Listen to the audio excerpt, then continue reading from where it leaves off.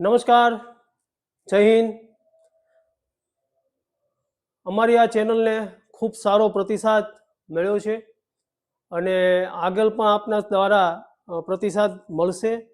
એટલે જે લોકોએ હજુ પણ આ ચેનલને સબસ્ક્રાઈબ નથી કરી તેમને ખાસ વિનંતી છે કે અમારી ચેનલને સબસ્ક્રાઈબ કરો અને બેલ આઇકન પર ક્લિક કરી અને વધુ વિદ્યાર્થીઓ અને યુવાનો સુધી અમારો મેસેજ પહોંચે એવો પ્રયત્ન કરો.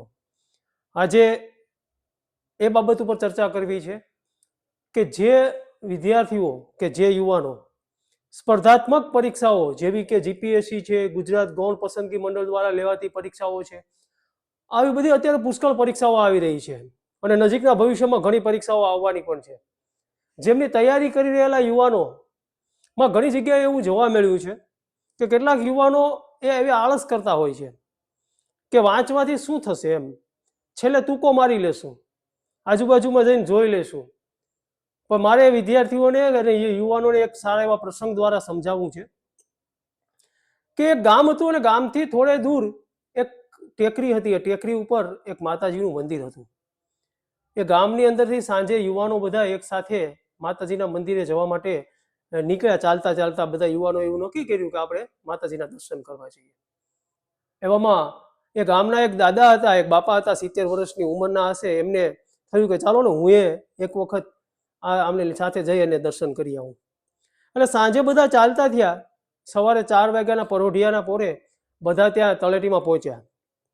યુવાનોએ દાદાને કહ્યું કે આપણે કામ કરીએ, અમે અત્યારે સૂઈ જઈએ, 2-3 કલાકનો આરામ કરી લઈએ, સવાર પડશે, સૂર્ય દાદા ઉગશે, અંજવાળું પડશે, પછી આપણે ટેકરી ઉપર ચડવાનું ચાલુ કરશું. આવું કહી અને યુવાનો સૂઈ ગયા. પરંતુ દાદાએ એમની બહુ સાંભળી નહીં વાત, અને દાદાએ તો ચડવાનું ચાલુ કરી દીધું ટેકરી ઉપર. સવાર પડ્યું, 7 વાગ્યાનો સમય થયો અને યુવાનો બધા જાગ્યા, અંજવાળું થયું, સુરત દાદા જાગ્યા અને અંજવાળું પડ્યું. એટલે યુવાનોએ જોયું કે મંદિરના ટેકરી ઉપર ટંકોરા વાગતા હતા. એટલે એમ થયું કે ઓહો, આ ટકોરા વાગે છે એટલે મતલબમાં દાદા આપણું સાંભળ્યું ને એને નીકળી ગયા. એટલે યુવાનોએ પછી ધીમે ધીમે ચડવાનું ચાલુ કર્યું. ટેકરી ઉપર રસ્તામાં દાદા મળ્યા એટલે એમણે યુવાનોએ દાદાને ઠપકો આપ્યો કે તમે આવી રીતના એકલા નીકળી ગયા, આ જવાથી તમને ક્યાંક રસ્તામાં જાનવર મળત કે કંઈક કોઈક તમે લૂંટાલા લૂંટી લેત, તો આવું ન કરાય. એવું કહી અને યુવાનોને ઠપકો આપતા ત્યારે દાદાએ એવું કીધું, ભાઈ મારી પાસે તો મારું એક ફાનસ હતું જે મને એકને અંજવાળું આપતું, અને એ ફાનસના અંજવાળે હું અંજવાળે ચડી ગયો. પણ યુવાનોને એક શિખામણ ખૂબ સરસ દાદાએ આપી કે બેટા, દુનિયાને અંજવાળા આપનારા સૂરજના અંજવાળાની રાહ ન જોવાય, તમારે તમારા અંજવાળા પોતે ઊભા કરવા પડે. એટલે જે વિદ્યાર્થીઓ અત્યારે સ્પર્ધાત્મક પરીક્ષાની તૈયારીઓ કરી રહ્યા છે એમને પણ હું એ જ શિખામણ આપવા માંગુ છું કે તમે દુનિયાને અંજવાળું આપનારા સૂરજના અંજવાળાની રાહ નહીં જોતા, પણ તમે તમારા પોતાનું અંજવાળું પોતે ઊભું કરજો. એટલે ખૂબ વાંચજો.